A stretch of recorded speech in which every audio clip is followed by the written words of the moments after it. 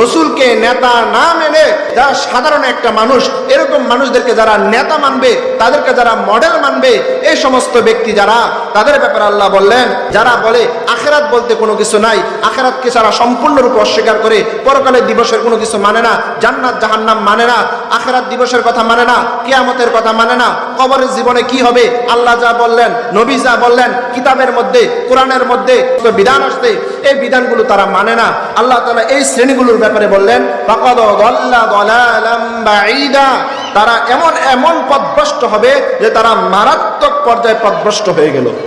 যেমন তেমন কোনো পথভ্রষ্ট না, এগুলো একেবারে চূড়ান্ত পর্যায়ে পথভ্রষ্ট হয়ে গেল। প্রিয় উপস্থিতি, আমার মূল যে বিষয়টা ছিল যে আল্লাহ তাআলা এই আয়াতের মধ্যে আল্লাহ তাআলা বললেন যে যারা আল্লাহর কিতাবকে, আল্লাহর কোরআনকে যারা অস্বীকার করবে, তারা মারাত্মক কি হলো বলেন?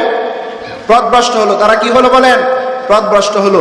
আর এই পথভ্রষ্ট ব্যক্তিদেরকে যদি আপনারা নেতা হিসাবে মানেন, মডেল হিসাবে মানেন, তাদের চরিত্র, তাদের আখলাক আপনাদেরকে এতই প্রভাবিত করে যে আমাদের প্রিয় নবী হযরত মুহাম্মদ সাল্লাল্লাহু আলাইহি ওয়াসাল্লামের চরিত্র, ওনার আখলাককে বাদ দিয়ে অন্যান্য যে মানুষ আছে তাদের চরিত্র আপনারা লালন করেন, তাদের মতাদর্শ আপনারা লালন করেন, জানেন না আপনাদের মেধার মধ্যে কোন নগণ্যতম উইপোকা প্রস্রাব পায়খানা করে দিছে। প্রিয় উপস্থিতি, আমরা সবাই মুসলমান, ইমানদার, মুমিন মুসলমান। আল্লাহ তাআলা আমাদেরকে দুনিয়াতে অত্যন্ত মায়া করে, ভালোবেসে, মানুষ হিসাবে আশরাফুল মাখলুকাত করে দুনিয়াতে প্রেরণ করছেন। শুধুমাত্র আমরা খাই দাই ফুর্তি করে দুনিয়া থেকে চলে গেলে চলবে না।